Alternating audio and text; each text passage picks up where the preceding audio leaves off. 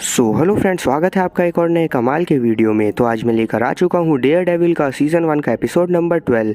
तो आप लोग जानते ही हैं कि स्टोरी कितनी खतरनाक चल रही है, जिसमें अभी सभी कैरेक्टर घायल हैं, कोई दिल से तो कोई शरीर से।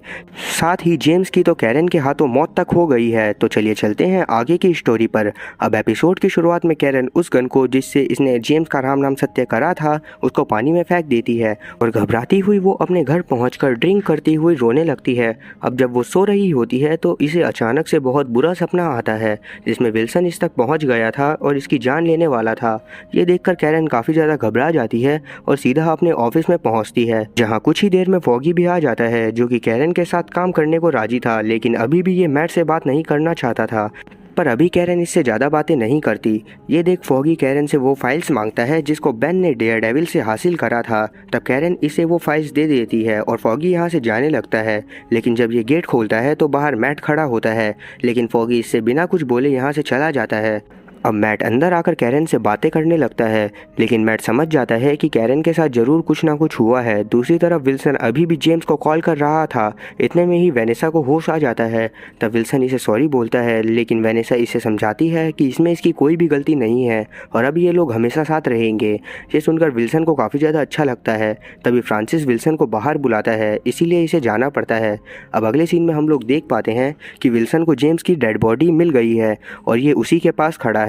अब जेम्स की बॉडी को देखते ही विल्सन को काफी ज्यादा गुस्सा आ जाता है और वो फ्रांसिस को मारने लगता है, क्योंकि जेम्स फ्रांसिस से ही गन और चाबियां लेकर गया था। तब लाइलैंड इसे रोकते हुए समझाता है कि फ्रांसिस की इसमें कोई भी गलती नहीं है। इसीलिए विल्सन रुक जाता है और वो सीधा जाकर जेम्स की बॉडी के पास बैठता है और बोलता है कि लाइलैंड, तुम्हें सब कुछ पता करना होगा कि कैसे क्या हुआ है।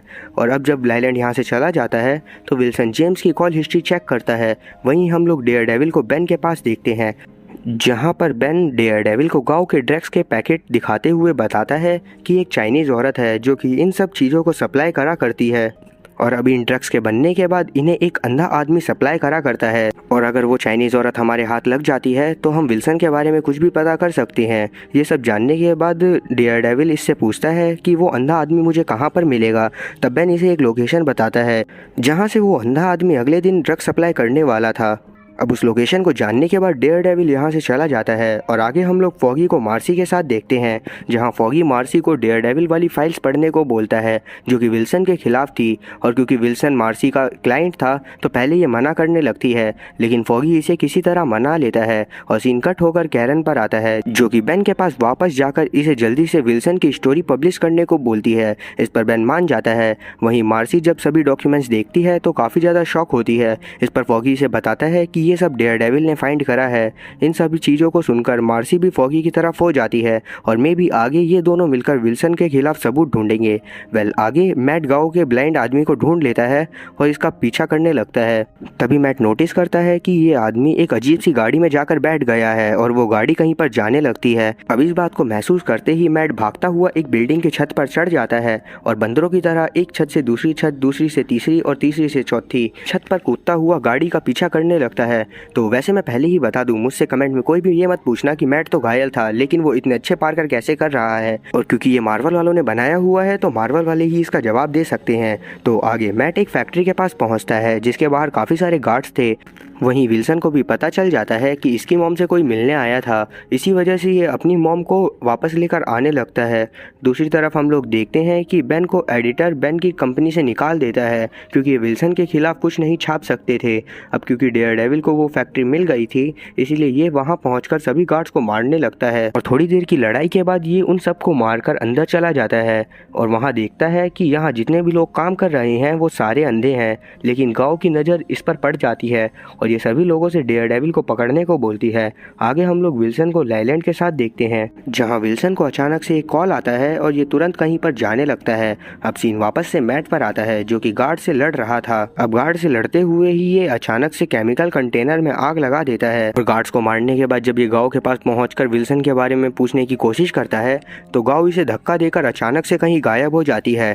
तभी फैक्ट्री में भी आग लगने लगती है, जिसे देख डेयर डेविल सभी ब्लाइंड लोगों को यहाँ से भगाकर खुद भी यहाँ से बाहर जाने लगता है, लेकिन बाहर ब्रेट इसको गन पॉइंट पर ले लेता है। तो वैसे मैं पहले ही बता दूं कि हम ब्रेट को पहले भी देख चुके हैं। तो अब ब्रेट डेयरडेविल से बातें करने लगता है और तब डेयरडेविल अचानक से ब्रेट को पकड़कर बताता है कि वो एक अच्छा आदमी है, ना कि एक बुरा आदमी। साथ ही डेयरडेविल ब्रेट को काफ़ी सारे पुलिस ऑफिसर के नाम भी बताता है जो कि ब्रेट के ऑफिस में काम करा करते थे और वो विल्सन के साथ मिले हुए थे। ये सब जानने के बाद ब्रेट को काफ़ी ज़्यादा शौक लगता है। डेयरडेविल ब्रेट को एक आखिरी बात बताता है कि विल्सन एक बहुत बुरा आदमी है और वो हेल्स किचन को बर्बाद करना चाहता है, और कुछ भी हो जाए डेयरडेविल विल्सन को जरूर रोक के रहेगा, भले ही कोई कुछ भी करता रहे।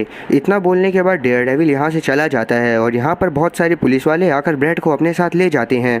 आगे हम लोग गाओ और लाइलैंड को उसी फैक्ट्री की छत पर बातें करते हुए देख पाते हैं जिस फैक्ट्री में आग लगी हुई थी।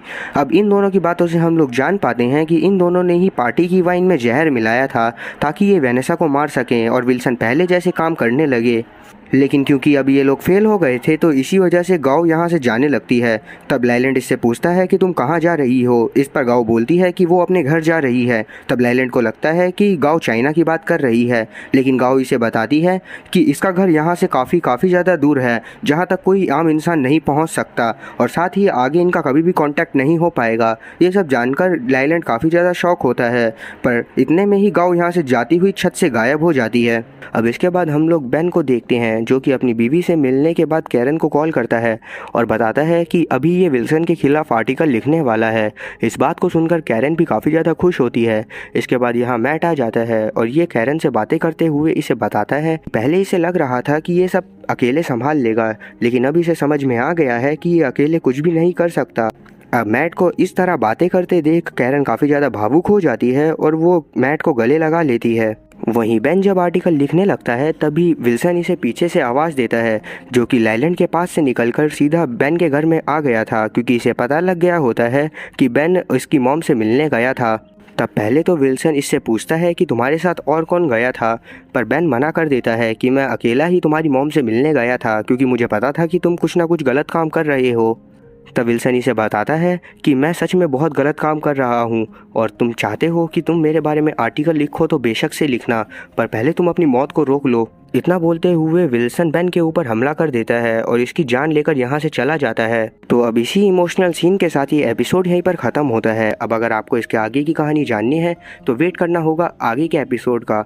तो अगर आपको इसके आगे का एपिसोड देखना है तो कमेंट में नेक्स्ट जरूर टाइप कर दीजिएगा ताकि मैं जान सकूं कि कितने लोग हैं जो इसके आगे के एपिसोड को देखना चाहते हैं। तो उम्मीद है कि एक्सप्लेनेशन अच्छी लगी होगी। अगर एक्सप्लेनेशन अच्छी लगी हो तो चैनल को सब्सक्राइब करना और बेल नोटिफिकेशन को ऑल पर सेलेक्ट करना और वीडियो को भी लाइक करना। मैं ऐसी ही और मज़ेदार एक्सप्लेनेशन वीडियोज़ लाता रहूँगा। तब तक के लिए टाटा और गुड बाय।